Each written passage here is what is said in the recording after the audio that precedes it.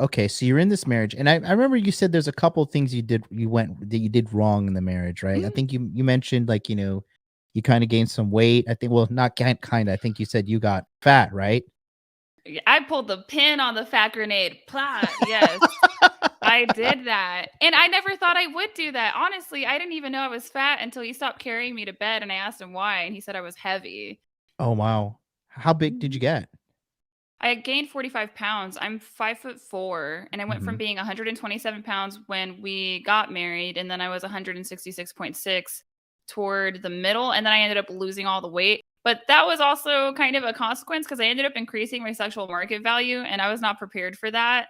All the stuff that the manosphere talks about, and they lay it out. A woman will do this, and then she will do this, and she will do this. I'm sitting back in hindsight. I'm like, oh, I literally did all of that. What did you do? I lost weight and then I saw him for who he was and then I bounced. like, Okay. hmm What do you mean saw him for who he was? So it's the thing where you're really young and you kind of idealize, I guess, a man, or really you idealize the nuclear family, the house, the children. So you think about that person's potential and you don't see their Mm-hmm. actual behaviors because you're enamored by them. But eventually, push comes to shove, and who they were the whole time comes to the surface. But women are kind of in denial about that for a little bit. And then once you see him for who he is, if that is not what you thought it would be, then it gets really uncomfortable. I've Mm-hmm. had a similar situation happen with my current husband, but when I saw him for who he was, I wasn't horrified. I Mm-hmm. just figured, oh, he's a human being. These are some flaws, but these are also some really good things. But who I was when I was 20 did not end up being who I was when I was 25, which I think it's kind of a little bit of a problem where the ministry talks about a woman should get married young. I think that's true. But I don't think most women know themselves for a very long time. And I think the earliest that you can make a safe bet for a woman knowing herself would be 24.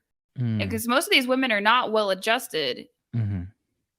Yeah, that's funny. That's what Paul from Apex Mindset. I don't know if you've ever talked to him, but he says like girls, like he says girls 23 and under, they're just not ready for a relationship, you know. And I think they just like, yeah. I mean, it's so tricky to like get into a relationship and have it be a happy thing, right? Because I'm not gonna lie. Like for me, like I was just like on the path of just like fucking everything that walked, right? Like I've slept with like 240 something plus girls, and I kind of learned like, okay, so girls who have like, validation issues, daddy issues, whatever, they get validation through having sex with a lot of guys, right? And it's more common because they have easier access to it. But for a lot of guys in the Mm-hmm. red pill space, in the manosphere space, see, nobody comes to the red pill happy. We're not like, oh, like I'm fucking blissfully happy. Let me like type in hypergamy. Let me figure this shit out, right? You come here sad, broken, some kind of emotional relation based trauma. So a lot of these Mm-hmm. guys are super traumatized. And what they'll do is they'll learn the ability to pick up girls, they'll learn game, but the only thing they know how to do is catch and release sluts. And they keep on doing it. And that's what I was doing. And I was like trying to fill like, my validation shit from like not having properly being loved by my Mm-hmm. mom and no having never meeting my dad and all that shit. I was using women nonstop as this external validation point. And I built my business, I made a bunch of money, I fucked a lot of girls, and I was like, wait a minute, like this is what everybody in the manosphere says, like get rich as fuck and fuck a lot of girls, and then you're gonna feel whole, then you're gonna feel happy, then you're gonna feel good. And I bought the lie too, believing that shit.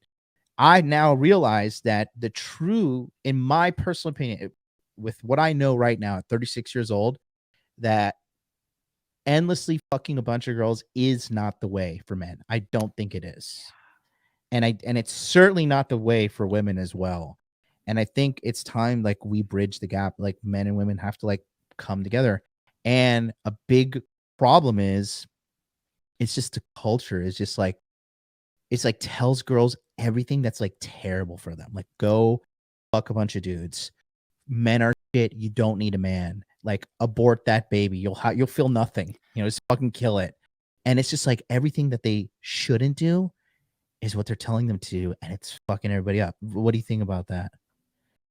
And on the talking point about termination of pregnancy, The statistics that show the negative outcomes for women don't get publicized, even though it's freely available, that it leaves women at higher risk for immediate depression afterward.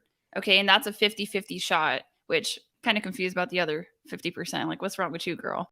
But also, it can lead a woman to alcoholism as well, increased risk. So we just aren't actually getting facts. But I think that part of the reason why we aren't getting facts, I was thinking about this when I was running yesterday, is what would your girlfriends say if you were to tell them, actually, I'm very sad about some of the decisions that I've made sleeping with all of these men? Well, to make themselves feel better about them sleeping with a bunch of men, they would try to invalidate your point instead of validating your experience and empathizing with you. Everything for women is about self-preservation. I try to tell women all the time that girlfriends don't exist. We're all waiting to get picked up by some guy. Whether or not he's going to be a lay or a husband, that's pretty much all we're waiting for. Because as a woman, if you ever notice, as soon as your girl meets a man and she's enamored by him, she bounces. She's gone poof, like in a mist of air. And we have a hard time reconciling that as well. And you'll see that women too are uncomfortable. Well, the miserable ones, they're uncomfortable when their girlfriends leave and they try to reel them back in because they're upset that they're not getting that attention anymore. So I try to encourage women to have small social circles, to try to have feminine social circles, and it will require work. It's going to require you getting your act together, because to get in touch with higher quality people, you have to be a higher quality person. And I think some women haven't realized that yet. I didn't start making solid girlfriends until this year, and I'm really glad that I was able to do that. But the myth of the sisterhood is something that so many women are blue pilled on, because you will see when a woman is betrayed by another woman who's been her friend for years, something small happens, and all of a sudden she just absolutely stabs her in the back. These women are thrown, shocked, upset, depressed, anxious. They can't function because they actually thought that that woman would be her friend. It's really sad. It is. And like I think another thing about the girls like that in general, I think that it's like a perfectly engineered system that's so fucking sick, because the girls that have the highest potential for being good girls are super feminine, and super feminine girls don't fight back. And so Mm-hmm. when the toxic girl comes at her and she's like, "No, that guy's bad for you." Like she's like, "Oh, maybe I shouldn't have done this. Maybe I shouldn't, I was texting other guys and maybe I shouldn't have done that. He made him upset." The other girl like, "No, girl, don't you fucking dare. Like, he's just like toxic masculinity, blah, blah, blah, blah, blah." Like, for example, when I had my little episode, I said to her, I said, "Let me guess, your girlfriends are saying I'm a narcissist and I'm fucking toxic and abusive." She's like, "Did you check my phone? How did you know that?" I was like, "Because they're reading the American Horror Handbook." That's exactly what's happening. They're just spurting out the fucking garbage. And when she put out a post and she was like, "Oh, she put out like this nice post on Instagram saying like, 'We're together. I'm so happy, blah, blah, blah.'" Her friend, the miserable one, sent her like this diatribe, guys, like a 4 paragraph. I'm happy for you, but I'm not happy for you. And like, just like giving her feelings on our relationship. And I'm just like, you loser. What the fuck? Like, it's clear that nobody loves you, but like, why are you so involved? What is like, it's pathetic. It's pathetic and it's sad. But at the same time, like, I don't know, these girls do it to themselves. I'm kind of evil, Allie. Okay. I look at these modern girls and I laugh. I'm just like, I love watching you suffer. I love it. I love it. The ones that want to get better and that have the humility and the reverence and the accountability to be like, okay, like I need to change. Like something's wrong with Mm-hmm. me and I want to get better. Those kind of girls, my heart goes out to them. I'll help them out. You'll help them out. But the ones that are like want to be turbo whores to the grave, like good luck. Good luck, because the future is not looking great. I think society in America isn't ready for this like marching wave of single women that's coming, because like a lot of girls are so single and they're going to be like that forever.